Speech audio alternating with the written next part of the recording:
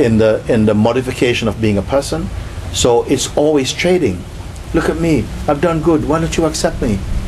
I'm very nice, I'm very tidy, why don't you respect me? You understand? So in a sense, a lot of energy is going in just in your profile, just in your projection, and you're saying to the world, you're advertising yourself. Look, look, look, I'm beautiful, I'm clean, I've studied hard, and still nobody appreciates, or something like this. So all these things you begin to look at, and what is happening now, as through your own satsang, something is being stirred up. And all these things which were dormant, but not dead, because they were still siphoning off energy from you. You go to a certain extent and you can't go further.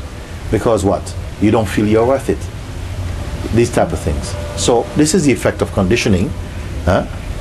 Now, that's one thing said. Is there something good about the negative conditioning of a human being? From a spiritual standpoint, I say yes. Yes. Because by going through these difficulties, it develops a deeper stamina, more empathy and understanding with other beings also, keeps us a little bit humble. All of these things, they have something about them as well. Because if you could be a beautiful human being, everybody loves you, whatever you want you get, all these things, there'll be no aspiration to go beyond this, to go deeper, to realize the truth. There would not be. I wonder if we see this thing. The only thing is, don't get stuck into the human mold. That's the only thing. Because some people all the time, they're still say, come out of that. Come out of it. At least you can come to the place of being the witness of this thing. And it's only when you begin to really come to the place where you can begin to somehow observe even the personality with some distance, with some detachment, then you are really, I would say, a candidate for freedom. Until then, you're still just concerned with therapy, with how I can become a better person, how I can get over being shy. Why is it that whenever I've got a boyfriend, somehow I get very clingy, or whatever it is? And that will always be just your ambition, is only how I can be a better person. Well, you're not ready for satsang yet. Satsang is when something inside begin to respond to, wait a minute, but these things I can observe. I can observe the idea that these are just idea I have of what I am. But actually what I am, I cannot see. But what I can see is not absolutely what I am. It is connected, but it is only an object. It's only a phenomenon, and it is being watched. Where is this place from where it's watched? Can that be more truly my nature? Or is my nature only alive in my mind as a person? These are the things, the questions that begin to happen. When these questions begins to rub like two dry sticks, they may produce a spark somehow. And in that spark you begin to come to an insight into the fact that you are not just flesh and blood and personality. That not just an idea only, but you begin to experience. And if you are fortunate enough to have one who can guide you through this, through that very important transition, then already auspiciousness is showing itself, grace is showing itself in your life, to this. As soon as it is clear for you, through the process, especially of inquiry, like this for now, where you've looked and something keeps scooping back and looking for deeper places inside from there. Now what is in front, not just as images, but also with feeling and understanding, is that the idea I have of who I am, I used to feel is what I am. Now I saw that it is an idea, it's a conditioning, it seems to be somehow flowing in my veins, this belief is something, but there is an awareness that reveals that that must be a phenomenon because it is watchable, it is watched. So immediately we go into the position of the source seeing and find that from this place there is not a person here. There's more space there. It's not a doing place. It's more a space of being.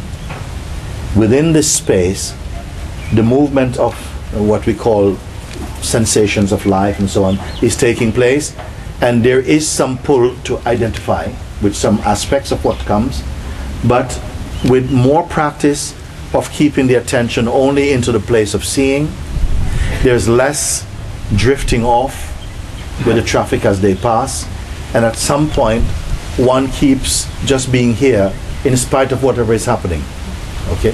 When the attention seems to rest and be comfortable and stable inside the seeing space, the effect of the traffic, the narration, the narrating of the traffic, the commentary about what kind of traffic is happening and so on, all of that is cooling down.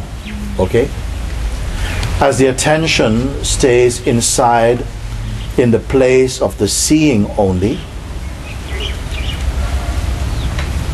the attractiveness of the game is getting also weak. Some things are falling away without our direct noticing also. They feel more space. There's more joy, there's more sense of presence felt here.